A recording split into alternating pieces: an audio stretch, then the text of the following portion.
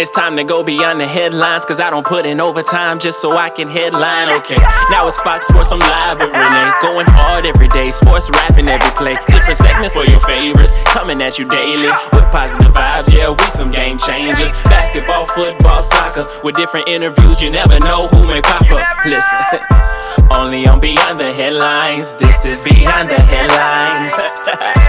Only on Beyond the Headlines, this is Beyond the Headlines. Only on Beyond the Headlines, this is Beyond the Headlines with Renee Washington. Joining us on Beyond the Headlines with Renee Washington this week, we have a former NBA player who spent 12 years in the league. It's Tracy Murray. Tracy, welcome to the show. Thanks for having me, Renee. No problem at all. Let's get into your career, starting there. I know you're doing broadcasting. You still work heavily with UCLA. But let's go all the way back to the beginning of your NBA career when you were drafted and you were picked in the first round by the Spurs back in '92 when I was born. And then I love editing. And then traded twice in 1 day. Sorry about that.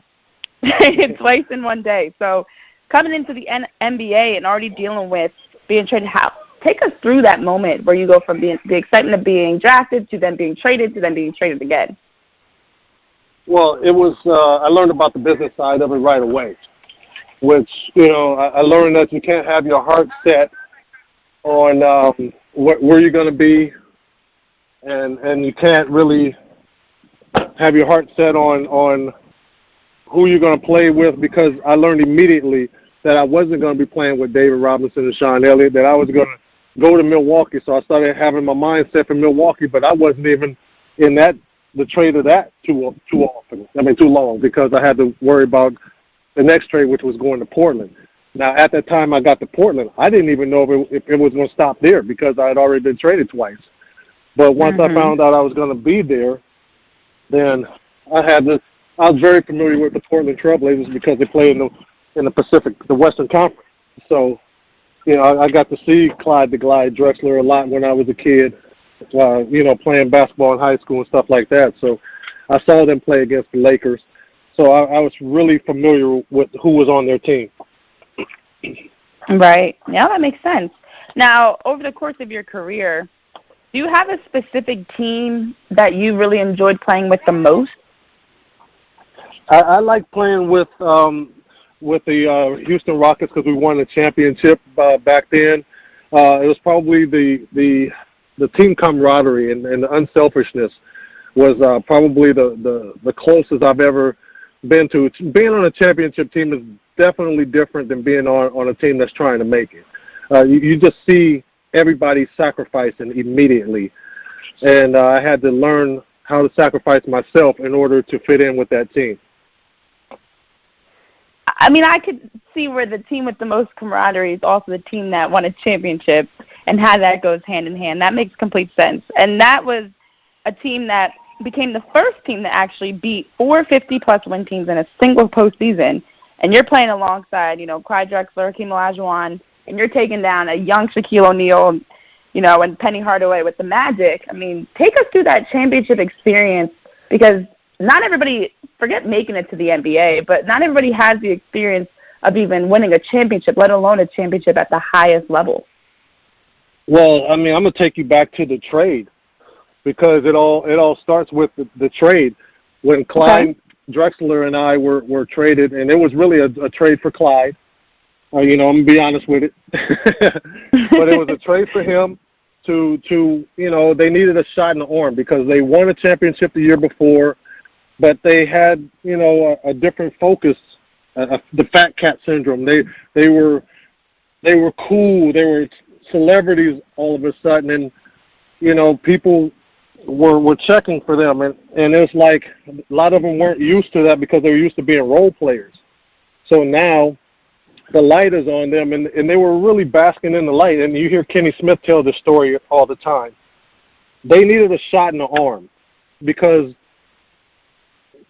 they weren't going to repeat looking at what was going on with them at the time. So they looked and saw that Clyde Drexler was up, for trade. So I got involved in the trade somehow and rode Clyde Drexler's coattails to Houston, in which it didn't start off great because guys were mad that Otis Thorpe got traded. Mm-hmm. That was their guy. He won a championship with them. It was always hard getting rid of one of your players you went to war with. And then to be able to get a top 50 player that's hungry for a championship, played with Hakeem Olajuwon in college, this was the shot in the arm that was needed. I mean, it wasn't agreed on by everybody, but it was a shot in the arm that was needed because if you look back, we barely limped into the playoffs in the 6th seed. We're the lowest seed to ever win a world championship from the 6th seed. So they needed that Clyde Drexler shot in the arm. Wow. What a remarkable season. I mean, that is incredible to hear the backstory, from your perspective. Yeah, it was a great turnaround. Great turnaround. Right. So to me, that camaraderie then also comes from the fact that as a team, it's not like you were, coming off of a championship is one thing, but you still were the number 6 seed. You didn't come back the next year, run through the league, get the number 1 spot, and coast to the championship. You came back the next year and had to rebuild in a sense in some ways, and then still get back to the championship and end up winning. Well, it had to be a quick tweaking. It was a quick tweak. Okay, these guys are here to stay, like it or not. Put your best foot forward, and let's get on the same page and get there. And once we got to the playoffs, it was just another switch that these guys hit. I mean, it just seemed like we were there all year with them, the way that gear was switched. Guys were, whatever personal feelings they had was aside. They had a good 25, 30 games with us by that point. And we looked like a well-oiled machine going into the playoffs. Right. Hit stride at the right time. And the playoffs definitely do, make you turn up your play an extremely higher level to now compete. I mean, it's one thing in the regular season with so many games that you're playing. Once you get to the playoffs, that's where you got to put up or shut up, So for you, though, throughout the course of your career, the ups and downs, was there any specific player or coach or maybe more than one person that really helped you grow as a person, that really molded you to become maybe who you are today or just mature as a person? It was a combination of a couple of people. I had some really good mentors when I played. Clyde Drexler being, my big brother and mentor, I was his rookie. So he kind of took me under his wing, showed me how to be professional, showed me the right way of doing things. And then, as a youngster at UCLA, I was playing with Magic Johnson every day in the summertime. So learning from Big Brother Magic, he sit us to the side and talk basketball, talk life. We learned a lot from him. Then I get to the situation when we win the championship, there's no one knocking on the door. And all of a sudden, I end up getting to Toronto in their inaugural year. Isaiah Thomas became a huge part of my life and a big brother and a mentor. So when you have top 50 players and arguably, the top 10, 15 players of all time kind of take you under their wing and show you the right way of doing things, you're going to turn your career around at some point. Wow. Did you have that moment where you really felt like your career did turn around and you felt like you hit stride and were playing your best basketball? That Toronto year changed my whole life because, as I say again, won a championship. I led the league in three-point field goals my second year in the league. So into year 3, I led the league in threes and had a world championship, and there was no one knocking on my door because really I hadn't been I was still improving as a player. So I had to really I needed a second chance. Toronto gave me that second chance, and then I was able to take advantage of that situation, that platform that Isaiah gave me. Yeah, and then you were able to step in to a new team and kind of help them build the foundation of Toronto basketball, which now fast forward to 2019 is winning their first championship. Right, and if you look, there's still a lot of teams that haven't won a world championship yet, but the foundation was set back in 95, 96, or was it, no, 96, 97. That 95, 96. That's when the platform was set because we played hard for 48 minutes. We wanted to establish a style of play for that organization. And if you look at, we started and then Vancouver started at the same time. They didn't last. They ended up moving to Memphis. So there was something that they did wrong at the beginning that we did right in order to still be here. And then through all of these years, attract superstars like Vince Carter, Chris Bosh along the way, which led to the Kawhi-driven championship team. Yeah, that doesn't happen overnight. You don't just win championships overnight. It's a lot of building and a solid foundation. Right.